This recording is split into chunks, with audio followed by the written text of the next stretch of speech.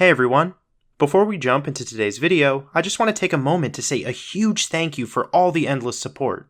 Because of you, the channel has officially been monetized. I'm incredibly grateful for every like, comment, and view, and I'm so excited for what's ahead. Now, let's get into the video. Ba-na-na-na-na-na-na. Ba-ba-ba-ba-na-na. One of Gerry Rafferty's most popular songs, known as Baker Street, which always played on the radio in the late 70s and early 80s. It served as the perfect entry point into understanding the life and artistry of Gerry Rafferty and the legacy he left behind. This analysis will explore how Rafferty crafted a sound that blended folk influences with soft rock emotions, creating music that felt both deeply personal and widely relatable. I will break down the elements that made Baker Street so unforgettable, from its iconic saxophone riff to its reflective lyrics about ambition, disillusionment, and the search for direction in an overwhelming urban world.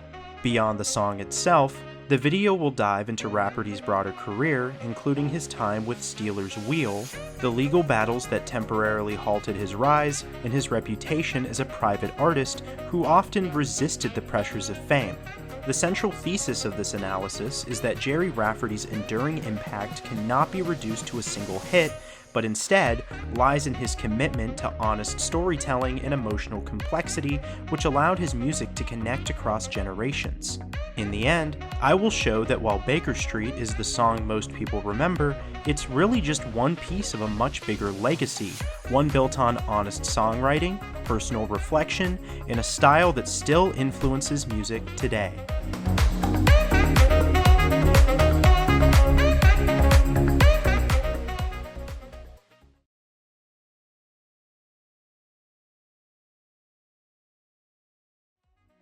Long before Baker Street made him a household name, Gerry Rafferty grew up in a working-class family in Paisley, Scotland in the 50s and 60s, where music was more of a quiet comfort than a career plan. His father, who struggled with alcohol, and his Irish-born mother, who loved traditional songs, shaped the emotional world he would later write about, often without him saying it directly. As a kid, Rafferty was drawn to simple things, listening to folk records, sketching, and daydreaming about life beyond the streets he knew so well. He left school early and worked regular jobs, but music kept pulling him back, whether it was busking or playing in small local bands. Artists like Bob Dylan and the Beatles had a big influence on him, especially in how they wrote songs that felt honest and personal. Those early years weren't glamorous, but they gave Rafferty a grounded perspective and a habit of looking inward, both of which would later define the tone and depth of his songwriting. As he got older, Rafferty slowly began to find his footing, moving from casual gigs into more serious musical work, even though success didn't come quickly or easily.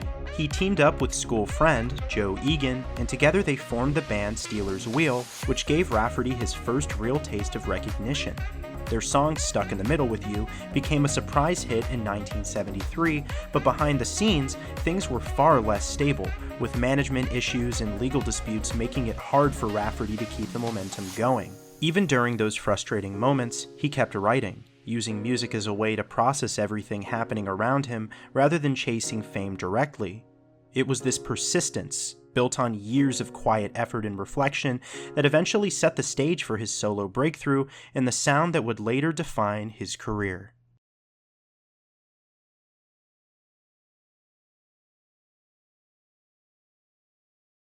Gerry was thinking of forming a group, and he went back to get somebody from his past, a guy called Joe Egan, another guy, an American called Roger Brown, and he asked me, and that was how Steeler's Wheel began.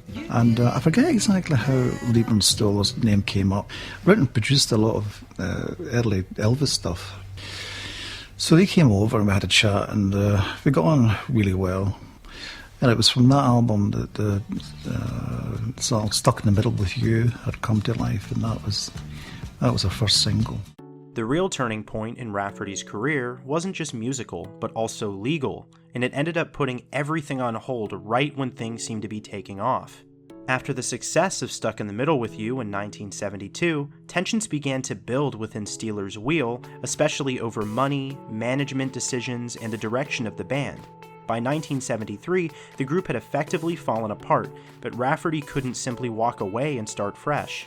He was still tied to a contract with their management company, and when disputes over obligations and rights escalated, the situation ended up in court. What followed was a long and frustrating legal battle that dragged on for roughly 3 years, from around 1973 to 1976, during which Rafferty was largely unable to release new music. For an artist who relied on momentum and visibility, that kind of silence was damaging, both financially and creatively. He spent much of that time back in Scotland, living a quieter life, writing songs without knowing when or if they would be heard. The experience left a mark on him, deepening the themes of frustration, isolation, and disillusionment that would later show up so clearly in Baker Street in 1978. When the dispute was finally resolved and he was free to record again, Rafferty returned with a renewed sense of purpose, but also a more cautious attitude toward the business side of music, having learned firsthand how quickly success could be stalled by forces outside of his control.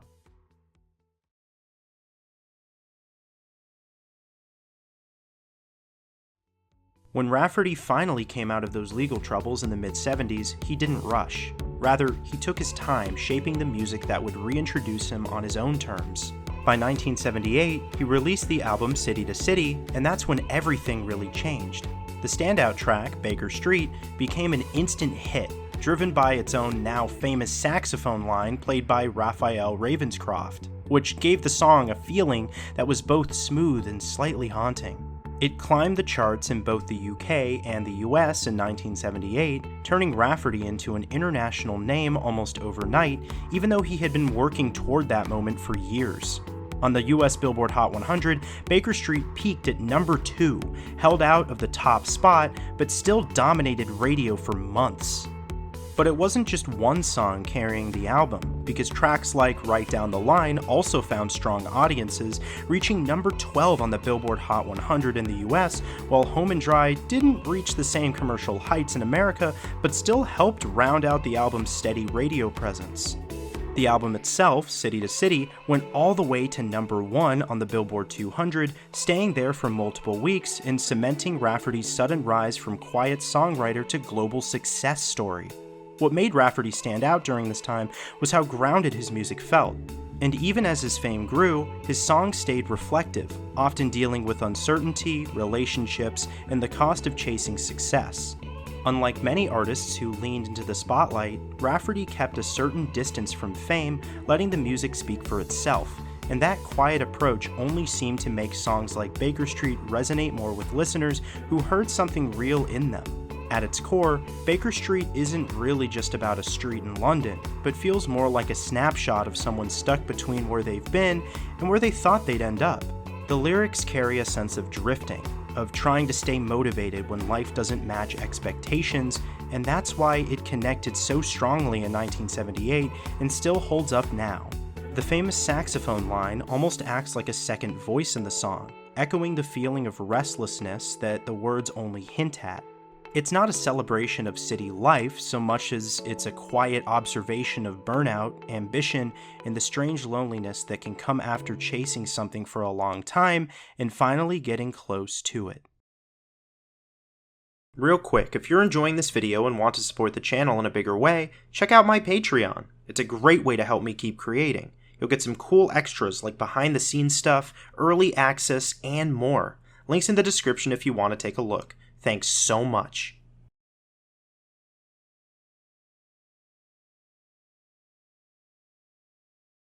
I think Gerry Rafferty is part of the great tradition of Scottish musicians who tried to take the music industry on their own terms and, you know, in some cases, you know, maybe cut their throats. I always had my eye on the long term.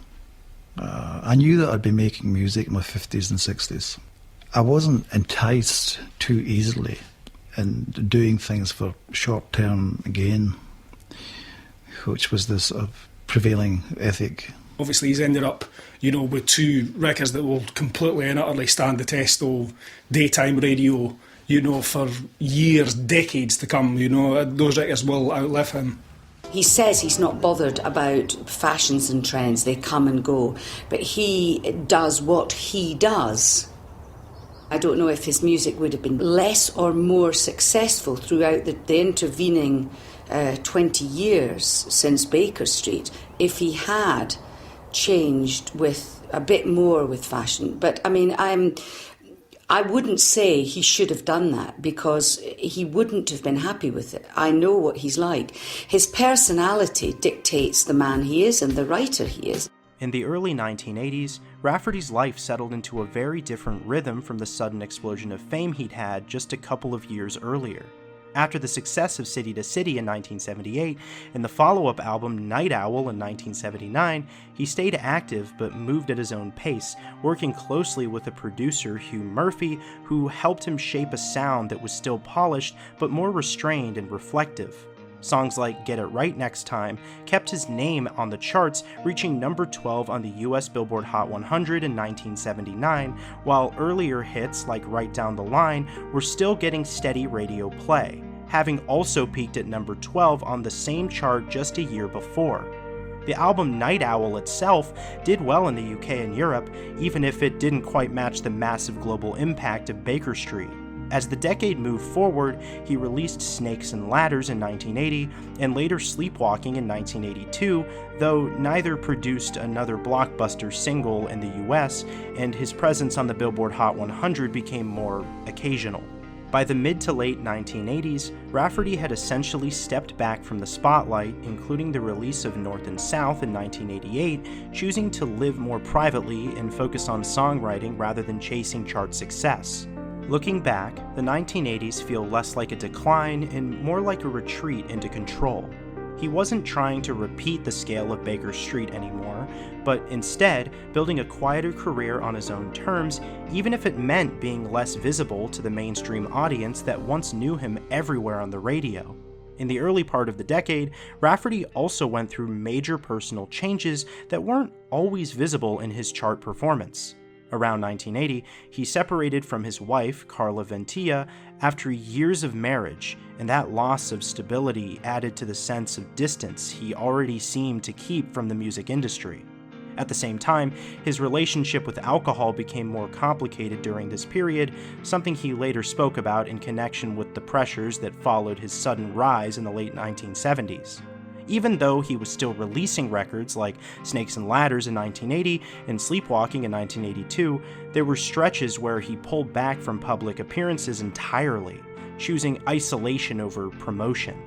By the mid to late 1980s, including the release of North and South in 1988, he was spending more time in the countryside, particularly in Ireland and later back in Scotland, trying to live a quieter life away from the machinery of the music business.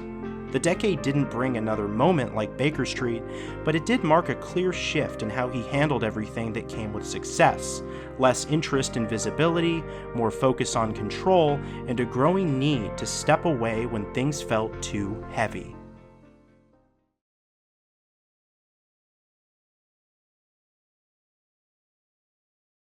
We spent hours, literally hours, on the phone. He had split from his wife and stuff like that, and I think that was probably one of the, big reason for keeping in touch. And of course I offered my services anyway, to if he needs an ear to bend or whatever, and so the 90s were taken up, quite a lot of the 90s were taken up with Gerry phoning and talking away. But of course, during the conversation, on many occasions, he would, he'd get really drunk, that was unable to continue the conversation. So here I go again, and I don't want to speak about this, this stuff. I think once people kind of get his music, it sort of stays with them their whole life. And I know that a lot of the fans, they speak about his music as having sort of helped them through, times of real, trouble, a wife leaving them or something. And his music, people relate to it. That meant a lot to him, I think. By the time the 1990s arrived, Rafferty was already largely stepping away from the public side of music, even though he never fully stopped recording. He released On a Wing and a Prayer in 1992, which didn't make an impact on the US Billboard Hot 100 and mostly went under the radar compared to his earlier work, and it really felt like a record made without any pressure to chase charts. During this period, he was living much more privately, spending time between the UK and Ireland and continuing to work in short bursts with longtime collaborator Hugh Murphy before Murphy's death in 1988, which was a significant personal loss for him. By 2000, he released Another World, but by then his output was sporadic and he was increasingly known more for staying out of the spotlight than for new hits. The truth is that after the late 1970s peak with songs like Baker Street and Right Down the Line, both of which had reached the upper parts of the US Billboard Hot 100 years earlier, he never really returned to that level of mainstream presence again. Rafferty died on January 4, 2011, at the age of 63 in Shroud, Gloucestershire, after suffering from liver disease and organ failure, closing the chapter on a career that had been defined as much by retreat and reflection as by success. He isn't alive today, but his music still carries that same quiet tension he built his name on, especially the feeling that even at the height of fame, he was never entirely comfortable staying in the spotlight for long. Thank you so much for watching. This video took a lot of time to make, so I would really appreciate it if you would leave a like and subscribe. And please make sure to turn on that notification bell so you don't miss a future upload. More quality videos like this one are coming soon. Once again, I really appreciate you, and I'll see you next time.